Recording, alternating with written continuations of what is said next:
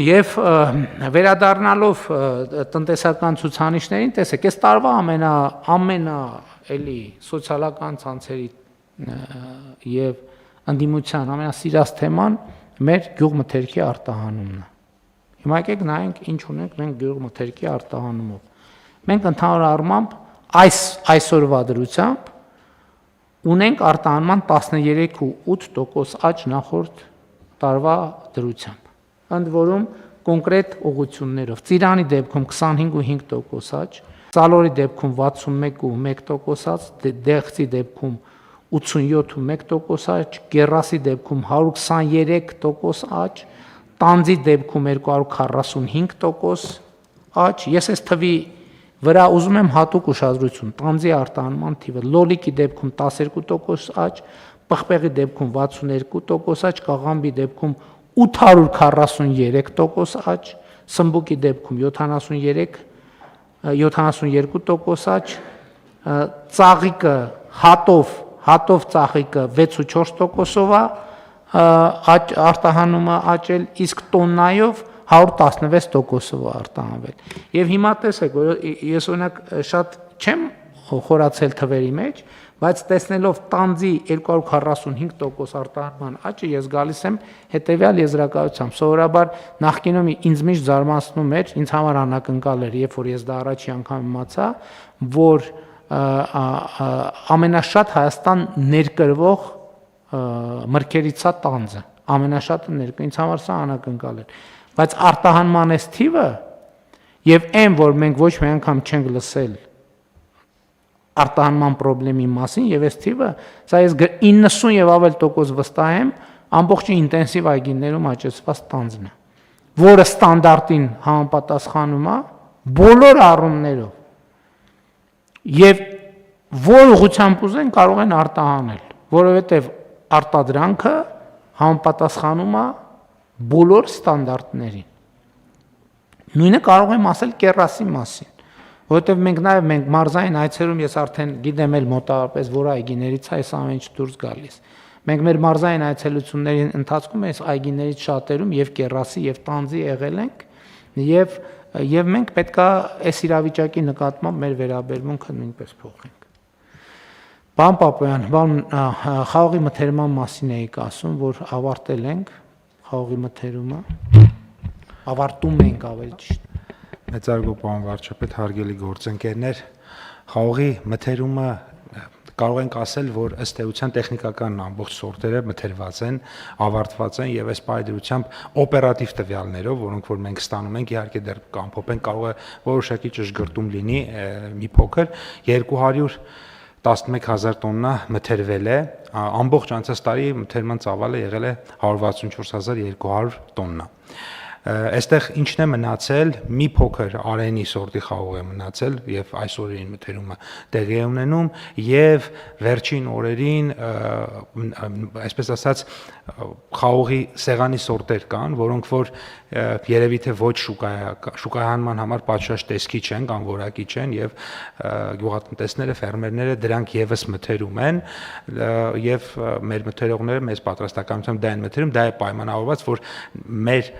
հաշվարկներից ավել է մթերում տեղի ունենում, այսինքն բերում են այնայև այս վերջին մնացորդները, բայց պետք է նշել, որ մինչև հիմա մթերումը պատշաճ գնացել է, հիմնականում արդեն ավարտել են, մնացել է 2-3 մթերող, առաջիկա 1-2 օրերին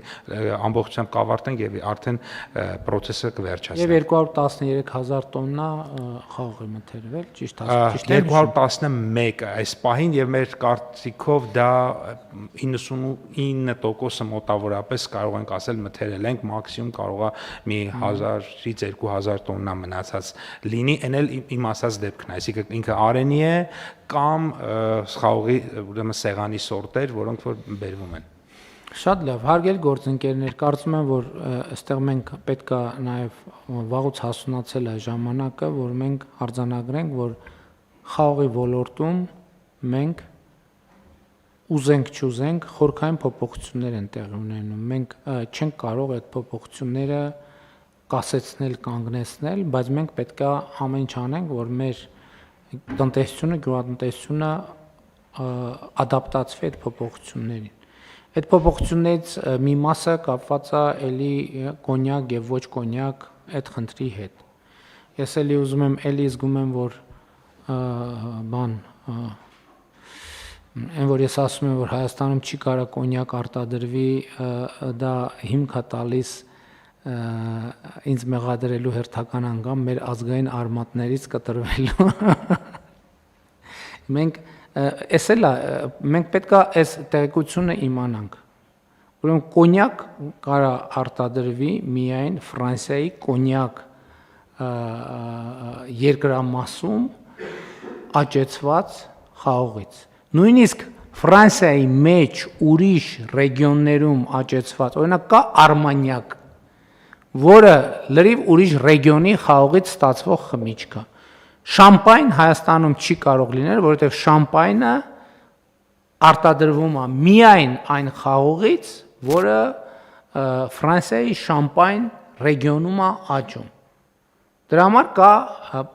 կա պրոսեկո, որը էլի փրփրուն, այսինքն ժանրը փրփրուն գինին է, որը տարբեր անուններ ունի։ Իտալականը կոչվում է, ենթադրում եմ, դա ռեգիոնի հետ կապ ունեցող։ Այսինքն մենք այս բաները պետքա հետո մենք գնում ենք ասում ենք դե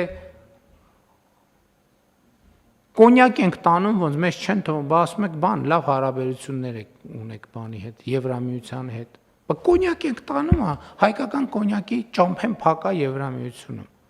Հայկական կոնյակ հասկացություն չի կարող լինել, Ժողովուրդ ջան, չի կարող լինել։ Ասում եմ ոնց որ չի կարող լինել Դիլիջանի ջերմուկ, որ հիմա Դիլիջանում ջերմուկ հանքային ջուր արտադրեն։ Կլինի տենց։ Չէ, բայց կա ես բացառում, որ մենք այդ հայտնի անեկդոտա, չէ, բայց դա արտահայտում է բաները, ինքը իր մեջ իմաստ ունի, Դիլիջանի ջերմուկ ինչպես չի կարող լինել, այնպես էլ չի։ Մենք ես էլ եմ ասում եմ կոնյակ։ Բայց պետք է մենք հասկանանք, մենք պետք է մեր վրա աշխատենք, որպեսզի այս հիմա սա ինչի մասին է նաև ասում, սա խաղողի շուկայի հետ ինչ կապ ունի, որովհետև հայկական խաղողից արտադրվող բրենդին ինքը անխուսափելիորեն շուկայում ունենալու է որոշակի փոփոխություններ։ Իհարկե Երևանի կոնյակի գործարանը Pernod Ricard ընկերությունը հաջողությամբ է ամենահաջող իրանք են իրականացնում այդ ռեբրենդինգը, բայց Երևանի կոնյակի գործարանը չի կարող ամբողջ ծավալը մթերել։ Այստեղ մեր մյուս գործընկերներին պետքա օգնենք իրանք էլ այս թեմայի վրա աշխատեն, բայց երկրորդը մենք պետքա հասկանանք խաղողի ցանկատարածությունների հետ ոնց ենք կառավարում։ Երկրորդը ինչ process է նկատվում։ Գիտեք, որ շուկայում գինու խաղողը էականորեն ավելի թանկ է, բայց մենք հիմա նկատում ենք process եւ ընդ որում աշխարհում է այդ process-ը վաղուց տեղի ունեցել։ Արտադրողները նախընտրում են իրենց համար խաղող արտադրել, որովհետև գինու խաղողի արտադրությունը ունի բազմաթիվ նրբություններ, այսինքն թե խաղողը ոնց աճեց, մի թփի վրա քանի ողկույզ մնաց եւ այլն, դա արդյունքում ազդում է արտադրանքի որակի եւ շուկայի մրցակցայնության վրա։ Եվ մենք էս էլ պետք է հաղորդակցենք մեր սիրելի հայրենակիցներին, եւ մենք պետք է հասկանանք եւ ռազմավարություն պետք է ունենանք, պարոն Պապյան։ Մեր խորհրդատվությունը ո՞րն է, ինչ անենք։ Դե պարզ ընդհանուր առմամբ մենք պետք է փորձենք հողատարածքները դարձնել ինտենսիվ այգիներ, որպեսզի արտահանման եւ այլ խնդիրներ չլինեն։ Բայց այս թեմաներին